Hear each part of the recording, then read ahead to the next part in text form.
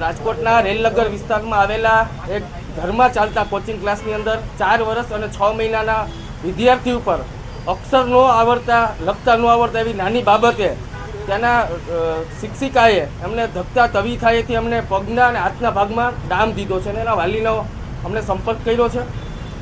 આ બાબતે પ્રદ્યુમનગર પોલીસ સ્ટેશનમાં પોલીસ ફરિયાદ નોંધાણી છે, પરંતુ માત્ર મામલો પોલીસમાં ફરિયાદ થાય આરોપી ઉપર કડક કાર્યવાહી થઈ નથી।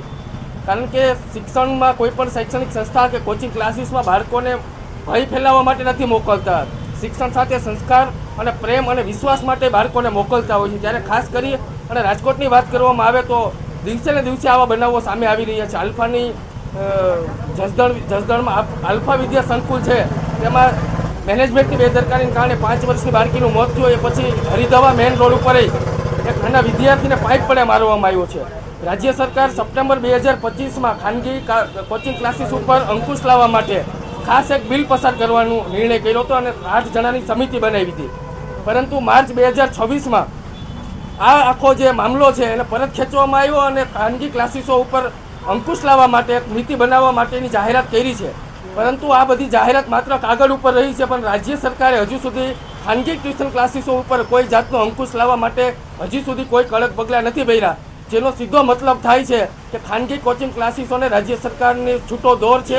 વિદ્યાર્થીઓ ઉપર અત્યાચાર કરો, વિદ્યાર્થીઓને ગમે તેટલા મારો, ફી ગમે એટલી ઉઘેડો, વિદ્યાર્થીઓની સુરક્ષા બાબતે કોઈ પણ જાતની તમે બેદરકારી ચલાવો તો સરકારનો કોઈ પણ જાતનો અંકુશ નથી। ખાસ કરી અને રેલનગરવાળી જે બાબત છે તેમાં માત્ર પોલીસ ફરિયાદ નહીં પણ બાળ વિકાસ આયોગે આ બાબતે એસઆઈટીની રચના કરી, જેમાં જિલ્લા શિક્ષણ અધિકારી, કલેક્ટર ઓફિસમાંથી એક અધિકારી અને પોલીસનો એક અધિકારીની રચના કરી ભવિષ્યમાં કોચિંગ ક્લાસીસોમાં નાના બાળકો પર અત્યાચાર થતા કેમ અટકે એ અંગેનો તાત્કાલિક કડક કાર્યવાહી કરવા અમે માંગ કરી છે। ખાનગી ક્લાસીસનું ખાસ કરીને કલેક્ટર ઓફિસમાં અને પોલીસ સ્ટેશનમાં નોંધણી માટેનો નિયમ રાજ્ય સરકારનો છે, પરંતુ જે રીતના વાલી અમને ધ્યાન દોર્યું છે કે આવી નાની બાબતે જે શિક્ષિકાએ માર્યું છે તે ઘરની અંદર બિનકાયદેસર ક્લાસીસ ચલાવતા હતા, તો તેની ઉપર અલગથી આ પ્રકારની જાહેરનામા ભંગની ફરિયાદ થાય એ અમે માંગ કરીએ છીએ। અને આવનારા સમયની અંદર એને કાયદાકીય અને લીગલી જે પણ મદદની જરૂર હોય એમાં બાળ સુરક્ષા આયોગની અંદર અને રાજ્ય સરકારમાં વાલી સાથે અમે ભેગા રહેવાના છીએ। ઓકે, આ તાવીથાના ડામ દેવામાં આવ્યા છે દીકરાને, આખી ઘટના શું હતી? એ ટ્યુશનમાં જાય છે 6 વાગે ટ્યુશનમાં જાય તો સાંજે 8 વાગે આવ્યો ઘરે। હું રિક્ષા હલાવવા જાઉં છું, રિક્ષા હલાવીને ઘરે પહોંચ્યો તો મેં જોયું કે આ છોકરાને ડામ આપ્યા છે, એટલે મને એવી જાણ મળી એટલે હું એના ઘરે કહેવા ગયો। તે કહેવા ગયો એટલે એણે મને એમ કીધું તમારે જ્યાં દોડવું ત્યાં દોડી લ્યો, તમારે કેસ કરવો હોય કરી નાખો। હું કાલ રાતે ફરિયાદ કરી આવ્યો ધ્રુવનગરે।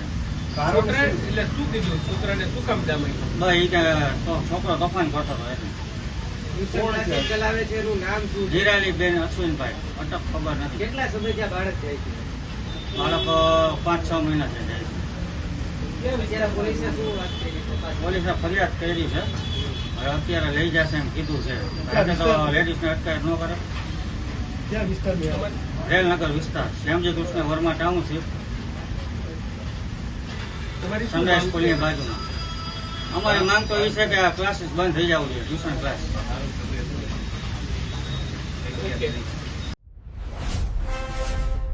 Follow for more updates. VRM9 News.